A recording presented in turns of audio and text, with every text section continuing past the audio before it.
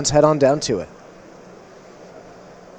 And it's going to be Sam Pardee up against Michael Westfall, Selesnya tokens, and now this other deck. Tell me a little bit about it, Eduardo, because this is spicy. Yeah, Michael Westfall is playing essentially combo Runaway Steamkin. You know, free copies of Warlord's Fury, free copies of Crash Shrew, combining with Runaway Steamkin and Gutter Snipe. The Gutter Snipe is so exciting to me. 4 copies of it, and we've got Runaway Steamkin out on the battlefield. Now we just saw that in the last round, just how much power that card's get. And it's a Danto Vanguard coming down for Sam Pardee. That is this green-white deck that we've seen representing the Selesnya guild. Yeah. I'm going to be honest, the Field of Ruin I'm a little more dubious about in a mono-red deck that plays Goblin Chain Whirler. That part I'm less convinced about. It's going to be Crash Through coming down. That is going to give this Runaway Steamkin trample until end of turn. It's also going to draw a card, though it is now going to be a 2-2. Hey, it could swing in and get its chip shot in for 1. Well, for 2, right? True. I'm guessing Sam Pardee doesn't really want to sacrifice of an Danto Vanguard for 1 life. To go down to 15. All right, so it's going to be History of Benalia. That's going to create a Knight. This has been such a powerful turn 3 play throughout every time that we've seen it come onto the field, every time that we've seen it today. It's really doing a lot to stabilize the boards, to apply pressure, and just to fill it up with any kind of forward momentum. Yeah, no, History of Benalia has just been a key card in the standard format. It's just board dominating, honestly. It's going to be a Crash Through looking for another mana. We drew a card there, and I did not see one. If we do not have the 3rd mana to play, this is going to be a big falter point for Westfall. This 3/3 Runaway Steamkin can stay back on blocking duty against the Vigilance Knight, but that Field of Ruin is utterly punishing right now because there is a Warlord's Fury in hand, and with another Mountain might have been able to actually cycle through multiple of those cards and maybe find that 3rd red source. And the Conclave Tribunal here is really brutal. Essentially, one of the advantages that Michael Westfall has in this matchup is that there's very little remover from the Selesnya token style decks, but because of that Field of Ruin, Michael with a Mountain would have been able to play another Warlord's Fury in hand, use the mana, and just unload a bunch of spells such as Lightning Strike or Goblin Chain Whirler in order to take care of the board. Sam Pardee with an Danto Vanguard would not have liked the Goblin Chain Whirler to hit play, and then this Conclave Tribunal would have been in a difficult spot. As is, that Field of Ruin has put Michael very far behind. And now we're about to have that History of Benalia with its last chapter. Knights get +2/+1. This is a rough spot to be if you are Michael Westfall. At 12 already. Yeah. This is going to be painful. Yeah, unfortunately, I don't think the Gutter Snipe deck plays well when your opponent is at 18 and has a better board. So, yeah, here Michael going for the Lightning Strike to not take what would be an incredible amount of damage. This is already 8. Michael going down to 4. It's going to be really hard to come back here. Yep, and Pardee still at a very safe 18 life, which means that Danto Vanguard is not going to be going away anytime soon. Westfall is just going to pick up those mountains and try again when it comes to game 2. Selesnya tokens up a quick game, and let's head into the next one. It's going to start off with a mountain, followed up by a basic plains. I see Lightning Strike in hand, as well as a copy of that Runaway Steamkin, and that's going to be the play here for Westfall. Right back to Pardee. Sunpetal Grove, and it's a Danto Vanguard. It's just like last time, but this time. Yeah, but now Michael Westfall has a really powerful play just in taking out this Gutter Snipe and next turn unloading a ton of damage. So here Gutter Snipe is going to enable a really powerful turn, and Sam really needs an answer. Although that looks like Conclave Tribunal off the top. I mean, it looked like. It is not. It was actually Amara, but we had a Conclave Tribunal from earlier. And it's going to go for the Runaway Steamkin between the two, which means that Gutter Snipe is still going to have some usability. And there it is, the Goblin Shaman, 2/2, that whenever you cast an instant or a sorcery, it's going to deal 2 damage to each opponent, and that's getting followed up by another copy That means that any of these Crash Throughs or Warlord's Furies are going to be dealing 4 damage apiece. I hate to say it, but they're now looking like better bolts. Yeah, much better. Much better than Lava Spike. And also, Michael has a Furred Gutter Snipe in hand. Oh, my. So the perfect draw here would be something like land. Yeah. There we go. Basically, play the Furred Gutter Snipe, play Crash Through, and then next turn, most likely win the game.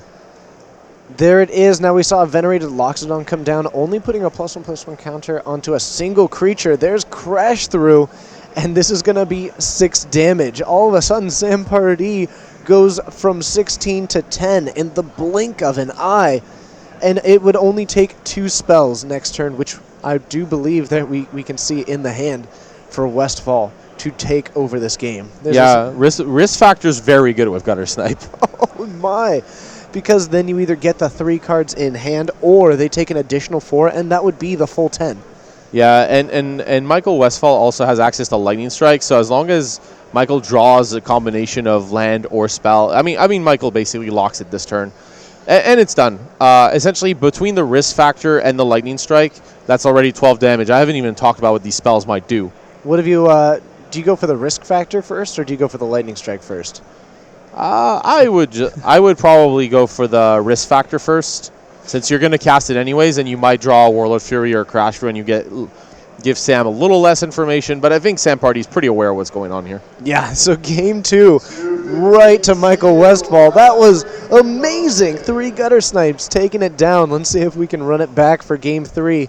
Sam Pardee dropping down a Legion's Landing for that 1/1 life-linking token to kick things off. Gaining life, probably a good idea at the early stage of the game.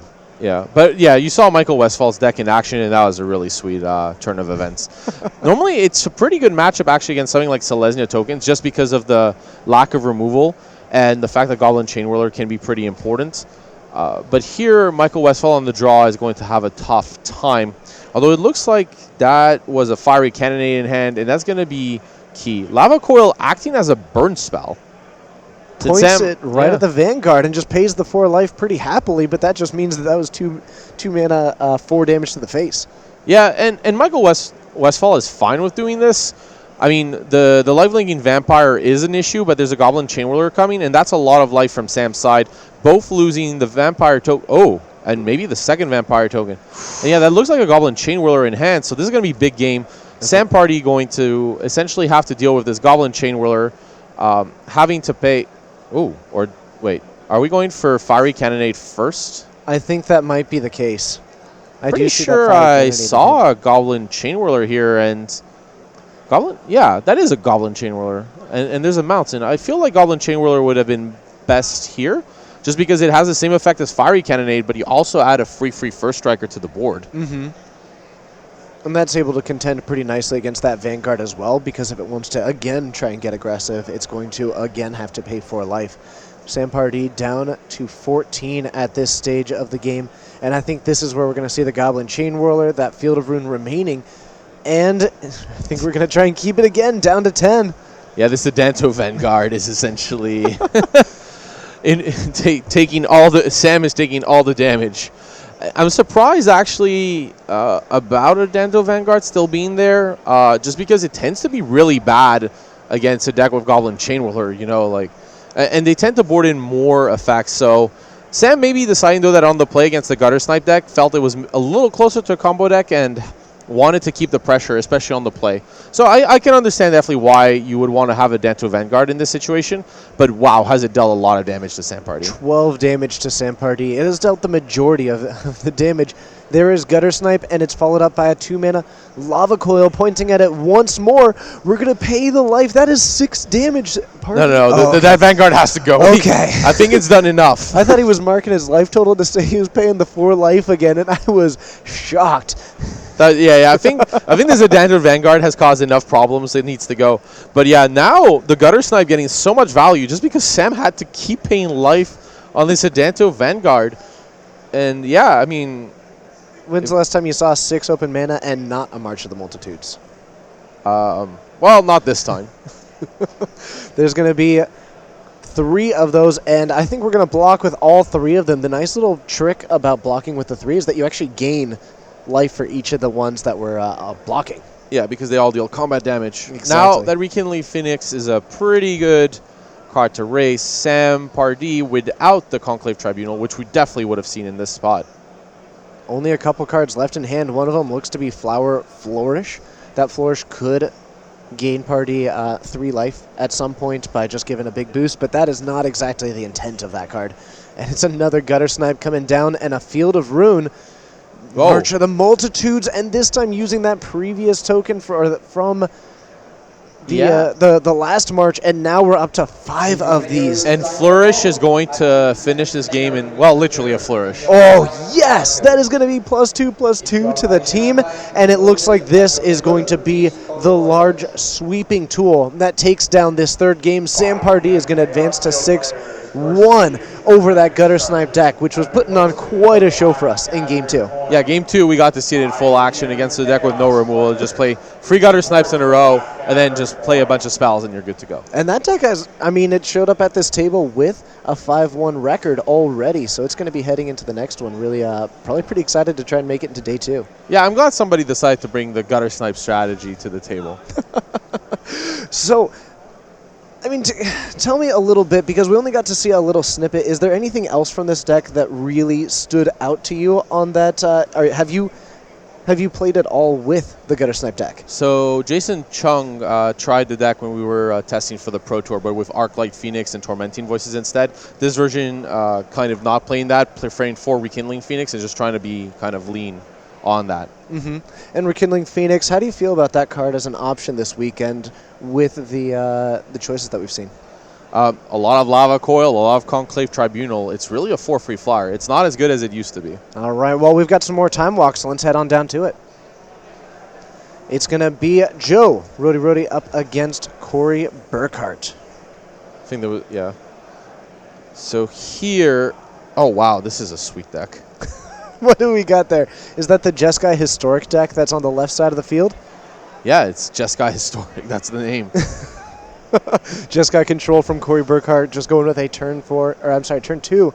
Search for his content. Now, while we're at this early stage of the game, give me a quick breakdown of what we can expect to see from the Historic deck.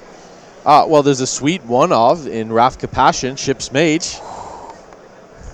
Okay. Is that exciting? It's exciting. Now, I guess let's do a quick clarification of what Historic cards are. Yes. Those are going to be the ones that are either legendary, artifacts, or those sagas that we saw, like History of Benalia. Yeah, and there's a full 4 copies in the deck, too. Of so, the yeah. History? Yeah. And this deck it's a spicy one. It plays a lot of cards that kind of try to tack together. It feels like a Super Friends deck, but not with Planeswalkers, but random creatures. All right, so we've got Crackling Drake on the battlefield here. It's actually just a 0/4 wall at the moment that draws a card. Could it be a flying wall of omens in essence right now? And for Joe Rody, we are lining up 4 mana as well. Not a whole lot of action. However, 4 open mana in this deck might mean some pretty exciting things if you're running cards like Wrath Capuchin. Yeah, however, apart from Wrath Capuchin, there's not tons. You're more likely to see maybe one of the counter spells out of the board. But here, Joe Roddy looking to get one of those Teferi Hero of Dominarias down, but it's going to be hard. But here you see it, Wrath Capuchin, Ship's Mage. Yes! And you can see Corey just going with the cards on. Okay, right. I wonder if they saw this in Game 1, because this is Game 2, and this is my favorite part. The Historic deck took Game 1. Yeah, I don't think Corey expected this card, but this is going to be a really good pattern for Joe. Essentially getting to untap and get a Teferi Hero of Dominaria down against a Crackling Drake that isn't quite where it needs to be to take down Teferi. Looks like it is going to be that 5 mana play, and Teferi does have the option of using that bounce ability on the Crackling Drake, but because it is only a 1/4 at the moment, doesn't seem to be too worried about it. Just going to go for the additional 2 mana and drawing a card. Lots of potential options. What's the removal suite look like in the 2 mana realm?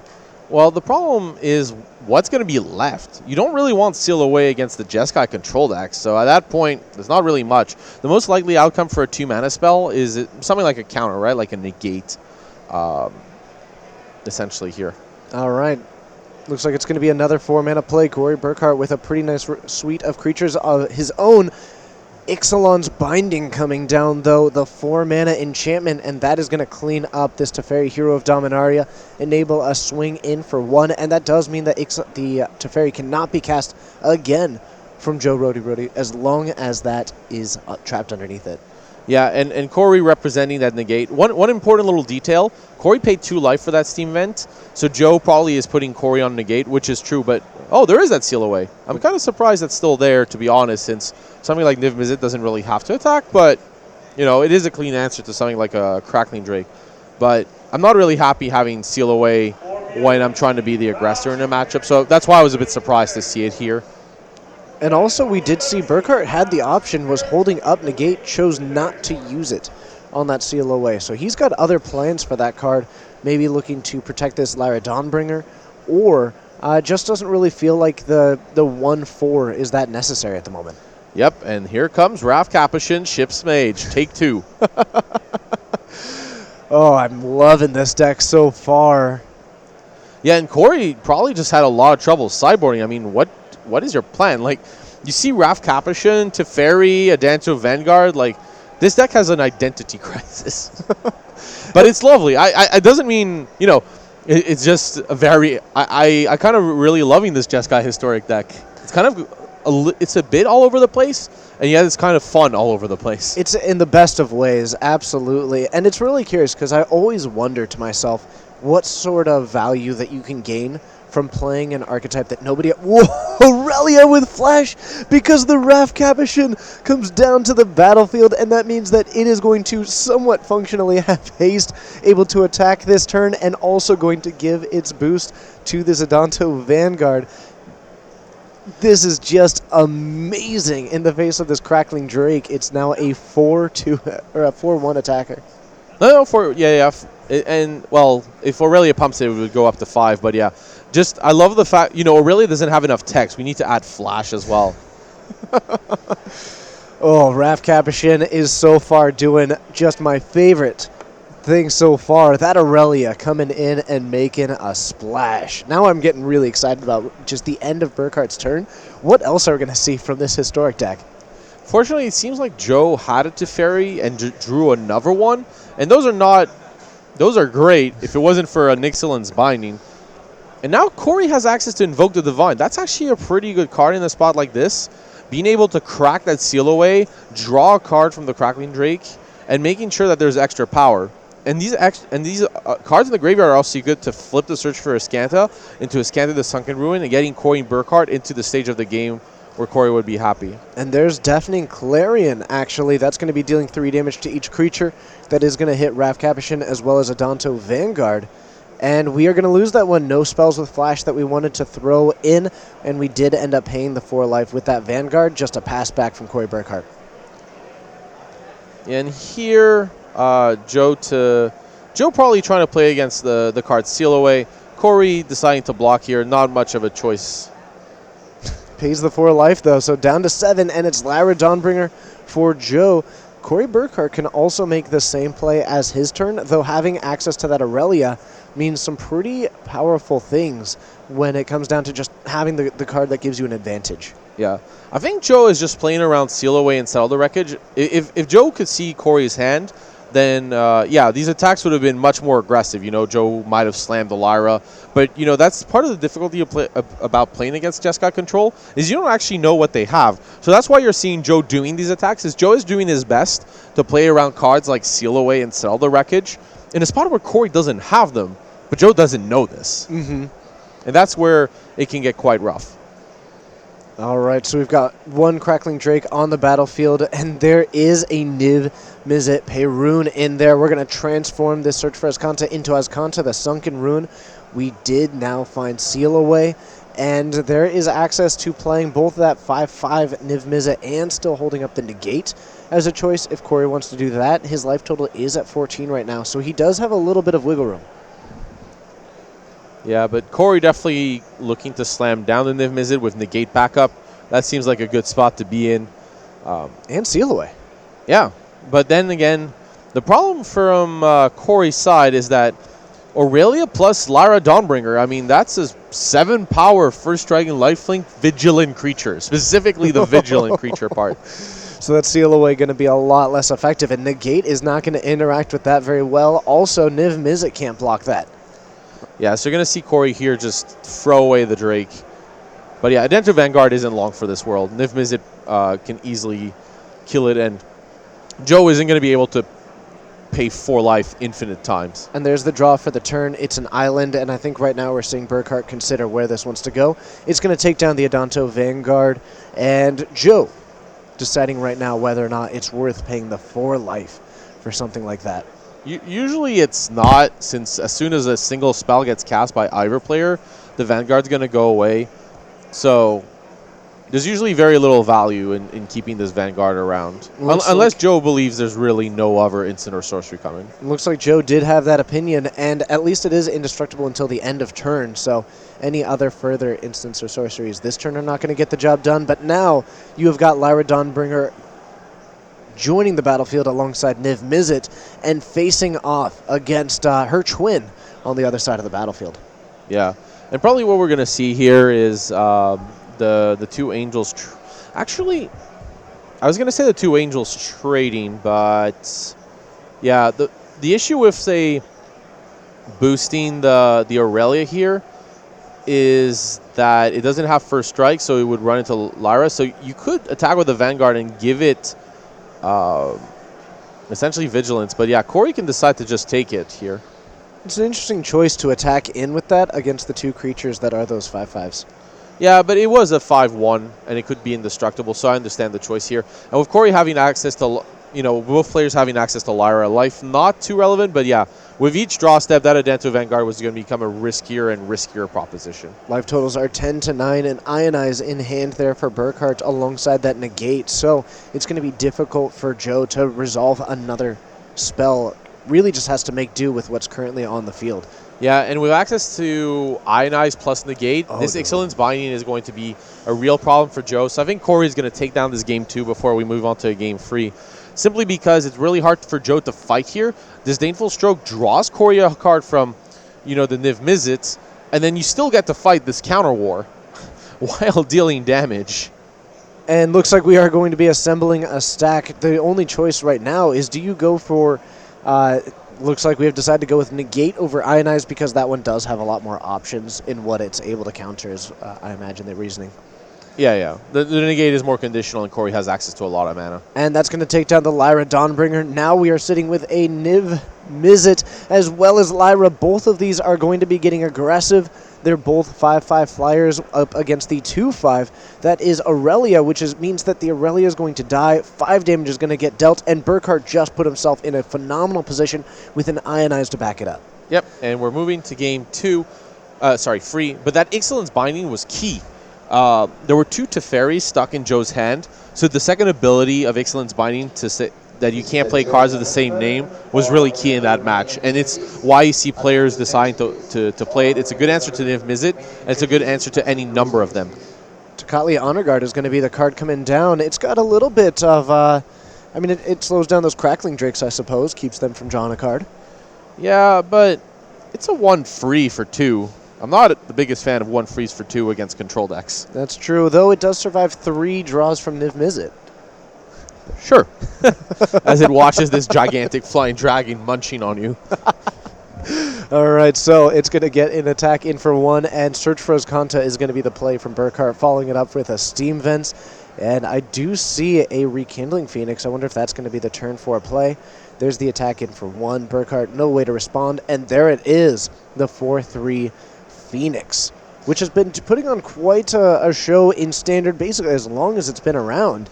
But these days, a lot of exile removal is getting played in sort of a response to not only this Phoenix, but actually the Arclight Phoenix as well. Right, and Lava Coil would be played anyways, just because it deals with Drakes cleanly. It's not so much for the exile effect, but the fact that it's a 4 toughness creature requires a specific answer, and it just hits Rekindling Phoenix. Also, Vraska's Contempt. Yeah, and there is the swing for 7. Seal Away eliminates that Rekindling Phoenix pretty cleanly, and it's still a hit for 3 because that Takatli Honor Guard. Burkhart still taking a bit of a hit, and Aurelia, the 2/5 flying Mentor. Always important to remember that one.